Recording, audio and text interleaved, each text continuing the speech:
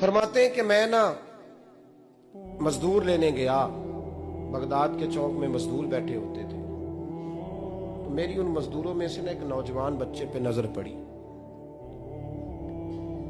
बड़ा कमजोर सा वजूद था, लेकिन चेहरे पर इबादत का निशान था। माथा बताता था कि नमाज का बड़ा ख्याल रखता है। मैं उसके करीब गया। चेहरे भी बड़ा कुछ बताते हैं ना, चेहरों में भी बड़ी रानाई होती है। फरमाते हैं मैं करीब गया, मैंने उसको कहा बेटे मजदूरी करोगे? तो कहने लगा मजदूरों में बैठा हूं तो हुजूर मजदूरी के लिए ही तो बैठा हूं। तो मैंने कहा कि चलो फिर। कहने लगा नहीं मेरी कुछ शर्तें। मैंने कहा बताओ? कहने लगा पहली शर्त यह है कि लोग 4 दिनार दिहाड़ी लेते हैं, मैं 3 दिनार लूंगा। मैंने कहा यार भाई तो बड़ी बेहतरीन है, बाकी भी इस तरह की रख ले। उसने कहा हुजूर दूसरी शर्त यह है कि मैं आपकी मुकम्मल बात मानूंगा, लेकिन जब अजान हो जाएगी फिर आपकी नहीं सुनूंगा। तीसरी बात उसने ये की कि हुजूर मैं आपके घर में काम करूंगा पर आपके किसी सवाल का जवाब नहीं दूंगा। कहते मैंने कहा यार तू बड़ा अजीब है, शर्तें तो मालिकों की होती हैं। कहने लगा जी बहरहाल मैं शर्तें लगा के जाता हूँ। फरमाते मैं उसे घर ले आया,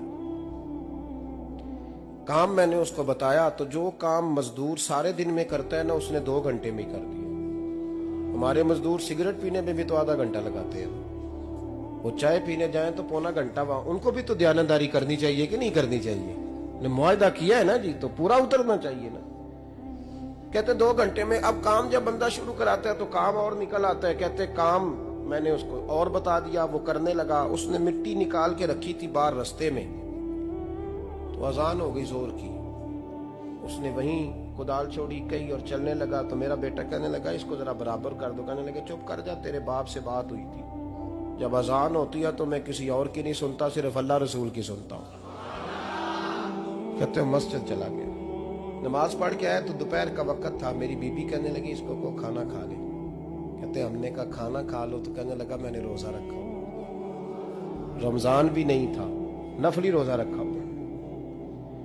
फरमाते हैं शाम हुई, मैंने 3 दिनार दिए, तो मैंने कहा तेरा नाम क्या है? कहने लगा मैंने आपसे कहा था मैं किसी सवाल का जवाब नहीं दूंगा।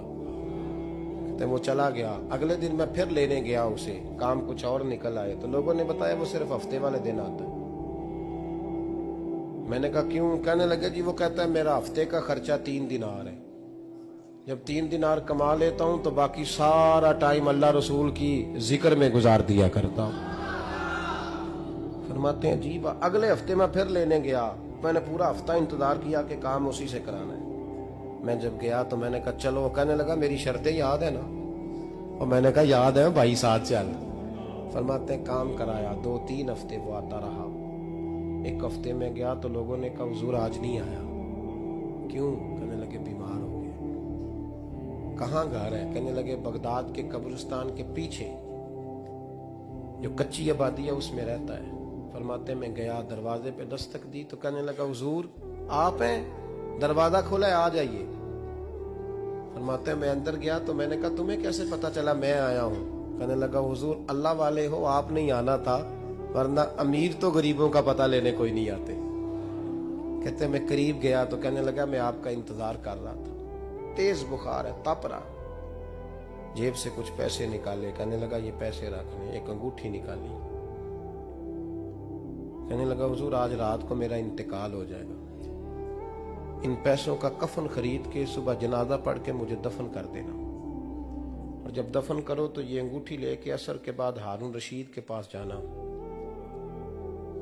आप उसे कहना मैंने मिलना है, पर वो आपको टाइम नहीं देगा। आप उसको आवाज दीजिएगा कि तेरी एक अमानत है मेरे पास, फिर वो आपसे मिलेगा तो अंगूठी दे दें, फिर आप मेरी तरफ से फारिग हैं। हजरत फरमाने लगे तेरा नाम?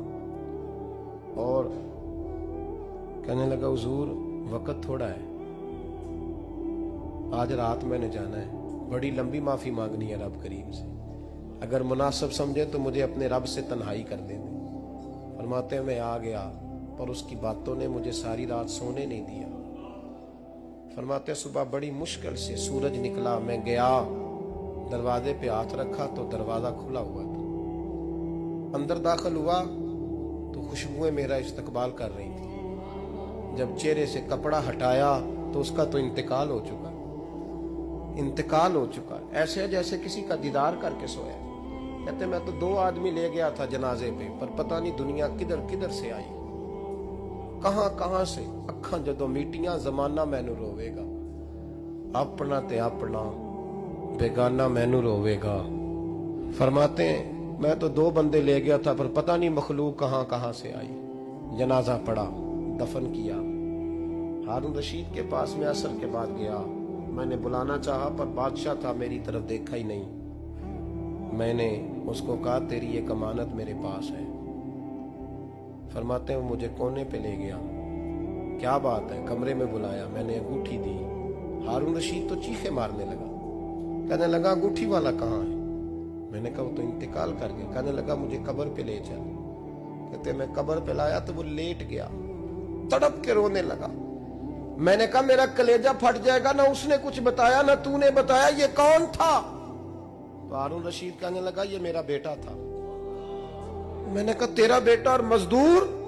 कहने लगा हुजूर ये हजरत दाऊद ताई के पास बैठा करता था, उनका मुरीद था, मुझे रोज कहता था अब्बा तूने बड़ी दुनिया इकट्ठी कर ली है, मरते वक्त तुझसे टांगे समेटी नहीं जाएंगी, इतना हिसाब नहीं तू दे सकेगा। मैं इसको समझा देता, इसकी अम्मा समझा देती। ये रोज हमें कहता छोड़ दो, आ जाओ अल्लाह रसूल की बारगाह में झुक जाएं। हम समझ। एक दिन ये चला गया, कहने लगा फिर तुम्हारा रास्ता और है और मेरा रास्ता और है। ये सोने की अंगूठी गलती से इसके पास रह गई, गलती से हीरे की अंगूठी चली गई। कहने लगा देखो मेरे बेटे ने आज वो भी वापस कर दी है। फिर तड़प के कहने लगा हारून रशीद था तो ये मेरा बेटा, पर मेरा मुर्शद निकला, मेरा पीर निकला। भाई जिंदगी तो बड़ी थोड़ी है ना। बाबा साहब ने कहा था उठ फरीदा सुत्या, और दाढ़ी आ गया पूर, अग्गा नेड़े आ गया, पिछा रह गया दूर। उठ फरीदा